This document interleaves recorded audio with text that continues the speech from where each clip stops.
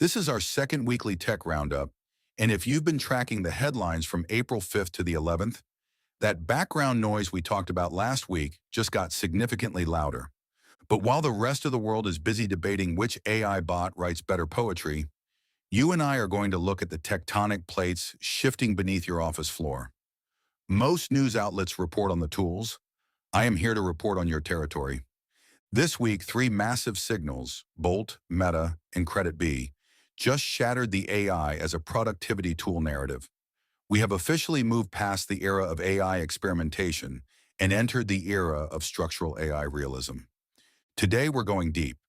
I'm going to show you why your current headcount might be your biggest liability, why voluntary upskilling is a myth that's killing your department, and why India is no longer the world's back office. It's the world's balance sheet. If you're in HR, finance, or operations, pay attention. This isn't digital transformation. It's a corporate organ transplant. News number one, Bolt and the P&L re-architecture. Bolt recently cut one-third of its workforce with a single goal, becoming AI-centric. To the untrained eye, it looks like another tech layoff.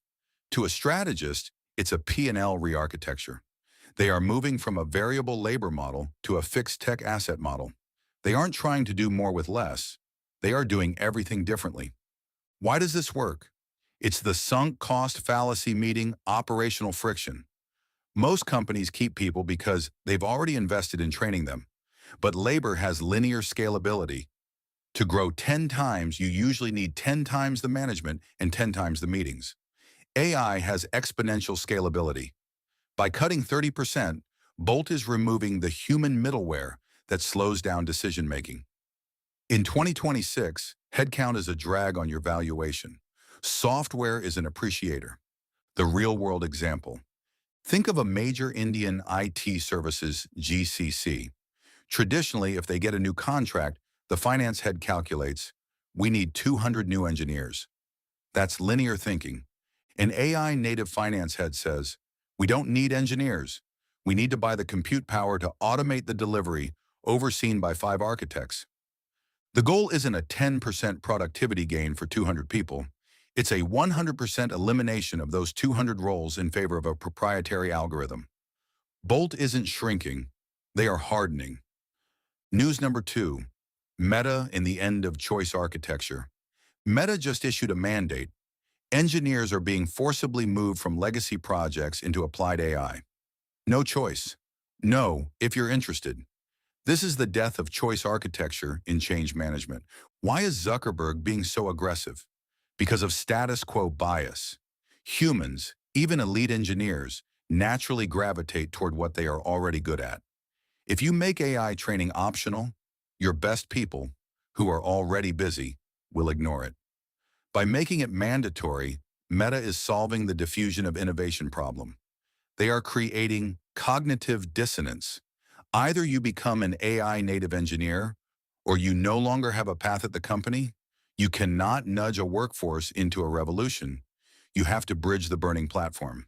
The real-world example, look at an HR director in a massive MNC in Bangalore. They've spent 2 crores on AI learning licenses that only 5% of people actually use. That's a failure of psychology. A senior strategist would instead say, starting Q3, no one gets a performance bonus unless their workflows show a 40% reduction in manual data entry via AI. Change doesn't happen through encouragement. It happens when the cost of staying the same exceeds the cost of changing. Meta isn't asking for permission, neither should you. News number 3, KreditBee and the India Alpha signal. KreditBee hitting a $1.5 billion valuation in a global funding winter is a massive signal. It proves that the Indian tech ecosystem has matured from service provider to market maker. In management consulting, we look at the unit economics of trust. For decades, India was trusted with the process, the how. KreditBee is being trusted with the capital and the risk, the what. Their valuation isn't based on low-cost labor. It's based on an AI-driven underwriting engine that outperforms traditional banks. This is capital efficiency at its peak. The real-world example. Imagine an operations head at a global bank. For 20 years, their India office handled claims processing, a cost center. Today, companies like CreditBee are showing that the India office should be the one writing the code that decides who gets a loan in the first place. India is no longer where you send work to save money. It's where you build the tech that makes you money. If your India strategy is still about headcount savings, you are a decade behind the market. Final thoughts, the CGH playbook. So what is the takeaway for your territory this week? Stop optimizing, start re-architecting. If you're a finance or ops leader, stop asking how AI helps your team. Start asking what your team looks like if AI is the team. Mandate, don't suggest. HR leaders, stop providing options for the future. The future is a requirement. Bet on India Alpha. India is no longer your back office.